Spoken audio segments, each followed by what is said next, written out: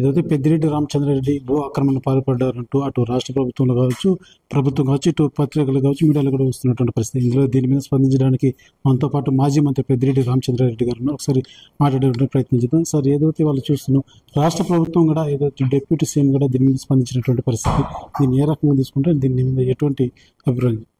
Deputy CM కానీ CM కానీ ఎవరైనా కూడా దీని మీద చర్యలు తీసుకోవచ్చు, ఎలాంటి కమిటీలన్నీ వేసుకోవచ్చు. ఇది సక్రమమా అక్రమమా అనేది తేల్చాల్సిన బాధ్యత వల్ల ఉంది.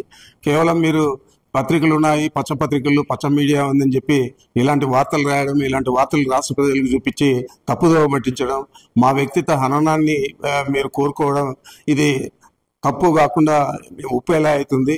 మరి ఈరోజు మీరు కమిటీలు వేయండి, మా భూమి అవునా కాదా తేల్చండి, లేదా మేము ఏదైనా అటవీ భూమిని ఆక్రమించామంటే చర్యలు తీసుకోండి. అంతేగాని ఇలాంటి వార్తలు రాసి ఈ రాజకీయంగా మమ్మల్ని దెబ్బతీయాలని చెప్పి ప్రయత్నం చేయడం చాలా దురదృష్టకరం.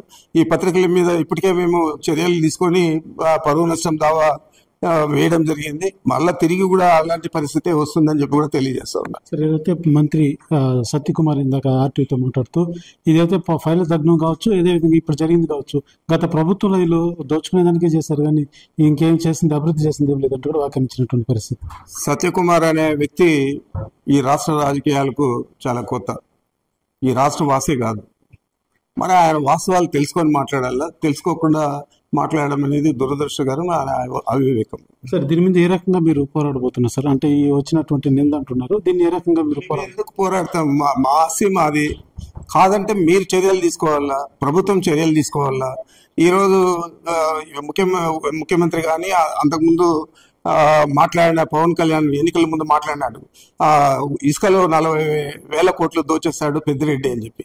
అదేవిధంగా ఈయన రెడ్ శాండిల్ అంతా కూడా నేపాల్లో ఎత్తిపెట్టాడని చెప్పాడు. మరి నీవు అదే పోర్ట్ఫోలియోలో ఉన్నావు, సిగ్గు లేదా, నువ్వు ప్రూవ్ చేయాల్సిన అవసరం లేదా, నేను తప్పు చేస్తుంటే